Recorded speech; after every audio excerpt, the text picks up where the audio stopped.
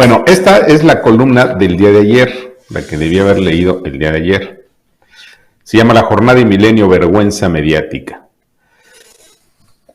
Durante el último medio siglo, los opositores políticos al viejo PRI, sea de la llamada izquierda o de la derecha, cuestionaban con rigor a los diarios y en general a los medios de comunicación serviles al poder presidencial. La crítica tocaba a periódicos, periodistas, televisoras y frecuencias de radio, sobre todo en eventos como la conmemoración del 2 de octubre de 1968, el 10 de junio de 1971 y en especial la celebración del Día de la Libertad de Expresión. Incluso un potente eslogan alcanzó calidad de consigna que simbolizó momentos clave de la vida política mexicana. Prensa vendida. Gritaban los jóvenes en 1968, en 1971 y los políticos en la contienda presidencial de 1988. Es que en efecto la crítica a los medios llegó a un punto que parecía de no retorno en la contienda presidencial de 1988, cuando un popular Manuel Cloutier, motejado como Maquio, encabezó una revuelta social para el bloqueo a Televisa, la servil empresa de Emilio Azcárraga, quien se definió como soldado del presidente.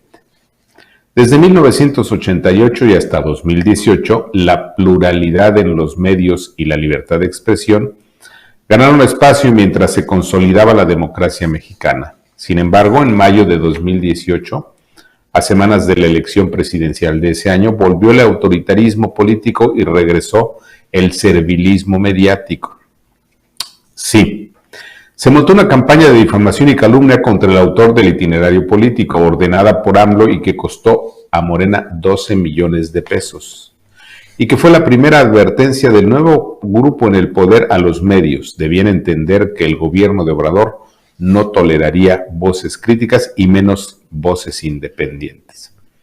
La campaña contra Ricardo Alemán la orquestó Julio Hernández, lacayo de Carmen Lira, la dueña de La Jornada, al tiempo que Televisa y Milenio se sumaron a la censura y entre muchos otros medios que difundían la voz crítica del autor de itinerario político, cerraron sus puertas a uno de los mayores críticos del ya inminente gobierno de López. Sí, Milenio y Televisa despidieron a Ricardo Alemán y se entregaron al elogio sin freno y a la complicidad sin límite al gobierno de López Obrador. Hoy, luego de 5 años de servilismo, La Jornada y Milenio son noticia de nuevo, pero no por su profesionalismo, tampoco por su periodismo crítico y menos por su independencia editorial frente al poder. No. La verdad es que La Jornada y Milenio son la nota porque se han convertido como nunca en los medios más serviles de un gobierno aliado de las bandas criminales, servilismo que se traduce en complicidad con el crimen. Por ejemplo, en el caso de La Jornada no es novedad que el diario que fundamos, y lo digo en ese término verbal, que fundamos un centenar de periodistas con la consigna de dar voz a los que no la tienen, fue pervertido por López Obrador, por Carlos Payán y por Carmen Lira.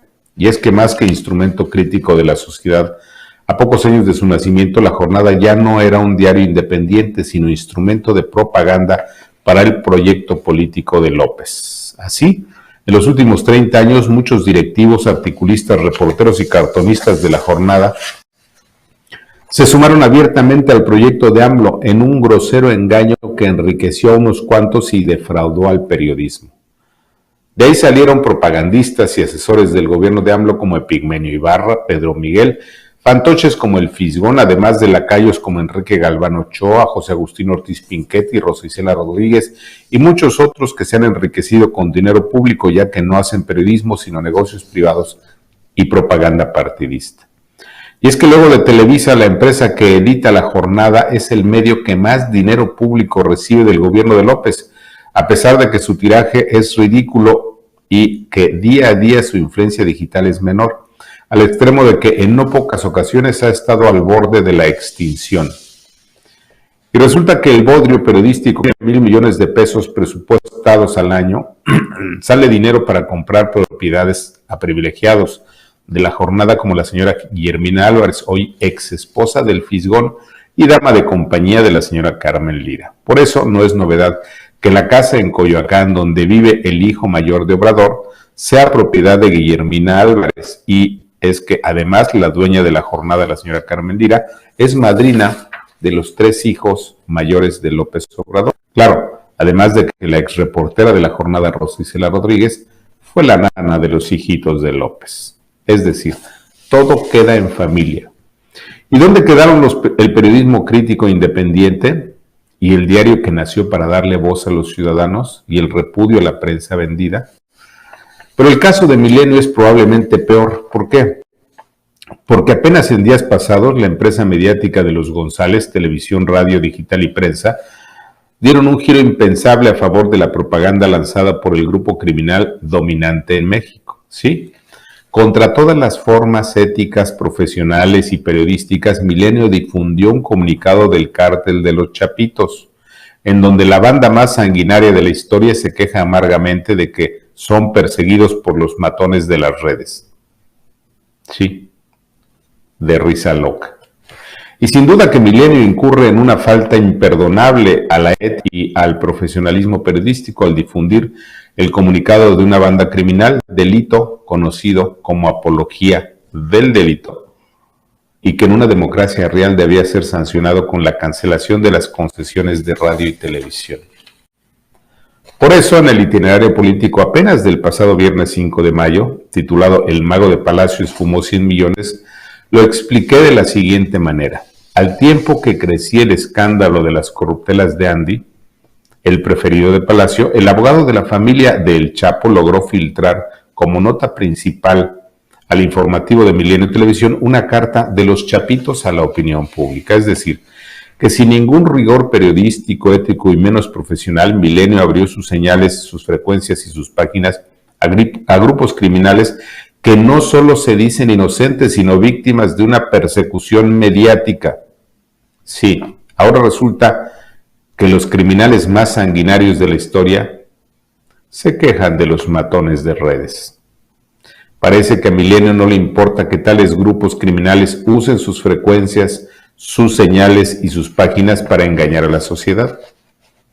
¿O qué se supone que debiera esperar la sociedad de la respuesta de un grupo criminal acusado de ser la mayor fábrica de los mayores exportadores del destructivo fentanilo al mundo?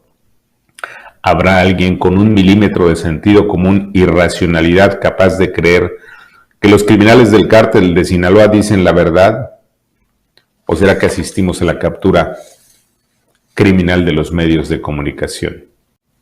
Lo cierto es que si los criminales motejados como los Chapitos quieren lavar su imagen, deben presentarse ante la justicia, y solo la justicia debe resolver sobre su inocencia o no.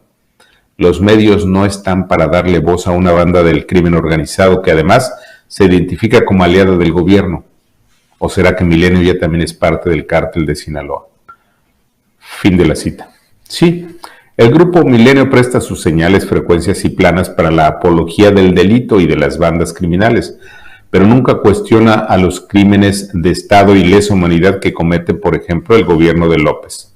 En efecto, La Jornada y Milenio, junto con otros medios serviles al poder presidencial, también serán llevados a juicio de la historia por su complicidad con la mafia criminal que desde Palacio destruye la democracia e impone una dictadura. El tiempo. ¿Qué le pareció?